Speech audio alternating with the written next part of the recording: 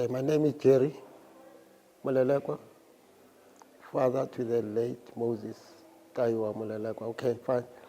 I think the name Rachilo, when it comes to my mind, it reflects on Moses' young age, because that was the first time I saw my son performing for a cast, the drama.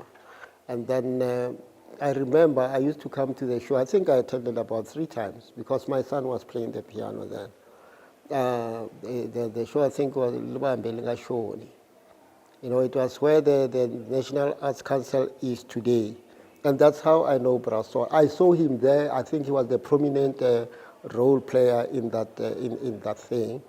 And I also, I think, encountered the author. I think the person that was writing the play was Mutobi Mukatsi. So these people, for me, they are a wealth of information because that time, people like ourselves, we really liked to participate and be in the audience and give support, to our black brothers in the arts, and also there was a lot of deprivation. We had to travel from the townships to come and see these things that were not taking place in the townships. And then, maybe later, then came Gibson Kent and Unfaithful Women. These were the ones that were touring the townships, and that is how we got to be in these musicals, And then, of course, Brassol, he's been this character. I think even when we went to Kipis to see or to watch some of the performances, Rachilo, where Moses was also. Listen, I knew a lot of people through Moses. Not to say that before him I did not attend all these things, but a number of people that I met, I encountered through Moses.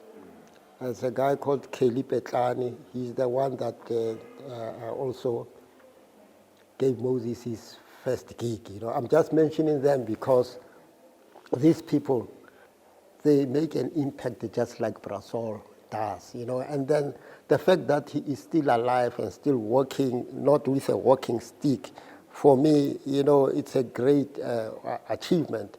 Actually, I think I'm going to keep standing as long as he is alive. Maybe he'll take me to where he is today because I wish him to be alive until I reach that stage. And then I must be able to congratulate him as well, So this is actually a great outing for me. I was supposed to have been here with my wife. I think she was going to have a great time because what I see here are people. Brassol is like 20 years older than me. When I look at that, and then I'm looking at the distance, but then I'm not gonna concentrate on the distance. I think I'm gonna concentrate on the destination, 90. So I think I'm going to challenge myself because I also am praying that at that age I don't want to see myself holding a walking stick unless if my physique naturally is not going to allow. But I must say to the youngsters, if any of them would be watching this, that they must keep busy at an early age. Be in the athletics. Don't just go to the gym. The gym is something else. At the gym, most of the times, you're distressing. But when you are participating in sport, you are having fun, unaware that the body is getting strengthened, so that by this age, you'll still be standing and not crouching, and not on a wheelchair, and not on a dondolo or something of that nature. So this is a great inspiration. The people that I saw in here, it was like, I think what is missing in this whole thing, but also that was going to spoil the show because today is about talking, and engaging more. So I was thinking maybe they should have put an act of music, but that we are used to because it's going to take a lot of our time and then it's going to take away the purpose of this event. It's about the 90th birthday of a great person who is still standing, who is still walking, who is still busy in the township, I appreciate such people.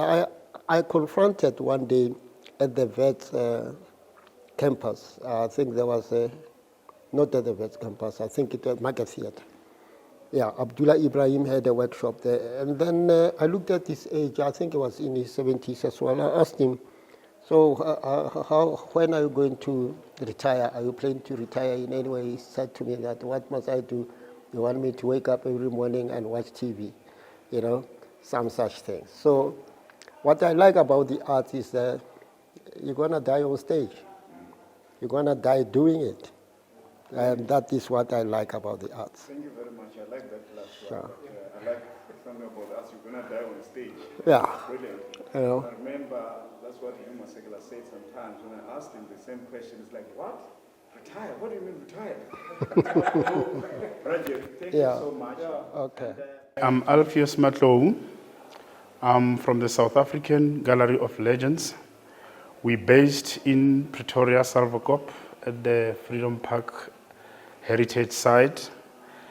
Our core business is to preserve the legacy of the legends in the sector of sports, arts, and culture.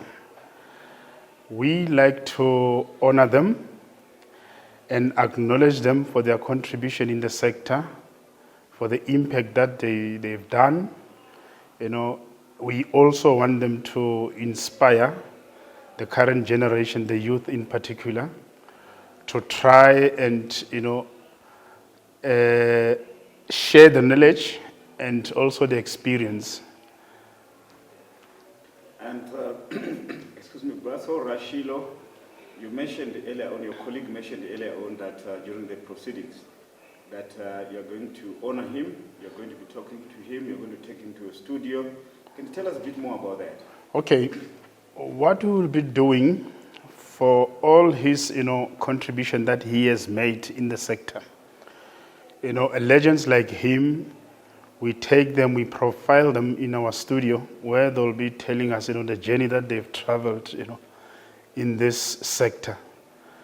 Telling us about, you know, the difficulties, you know, where, you know, they also managed to emerge and, you know, also the students that they've trained. So that, you know, recording will form part of the collection of the South African Gallery of Legends, and it will be made available, you know, to the public at our gallery. Is there currently an exhibition at the moment? Not yet. We're currently busy with the programs and the research. You know, this part of profiling, it's going to form part of the exhibition. So the exhibition will be up soon. So we're just disturbed, you know, by this, you know, pandemic. But shortly hopefully next year we'll be able to have that. But we are currently, you know, busy with the legends, you know, doing programs. We started early this year in March, during the Human Rights Month, where, you know, we use both the legends in arts and culture and sports. Where the first theme was, you know, how sports can unite, you know, the nation. And the second one was how arts and culture can also unite the nation.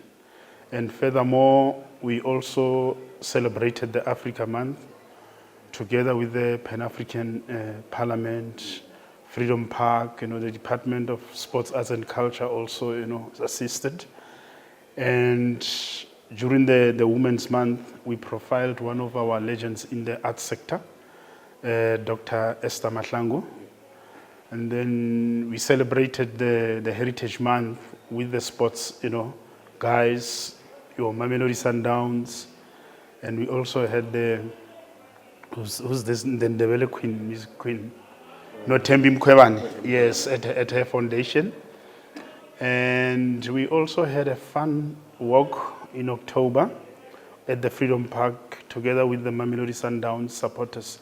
And recently, just 2 days ago, we also had a wellness, you know, program together with the Department of Sports, Arts and Culture, with the legends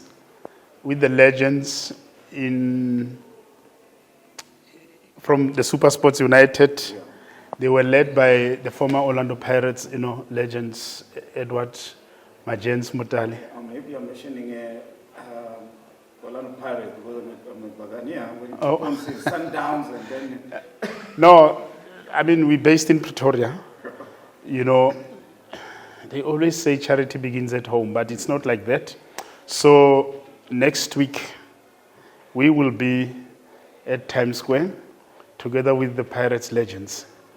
Yeah, and Chiefs, you know, as well, you know, it's following. And there's also this soccer, you know, legends that have grouped themselves. They call themselves class of 1996. 96, yeah. Yeah, your likes of Mark Williams, Neil Tovey, Dr. Kumalo, you know, just to name few.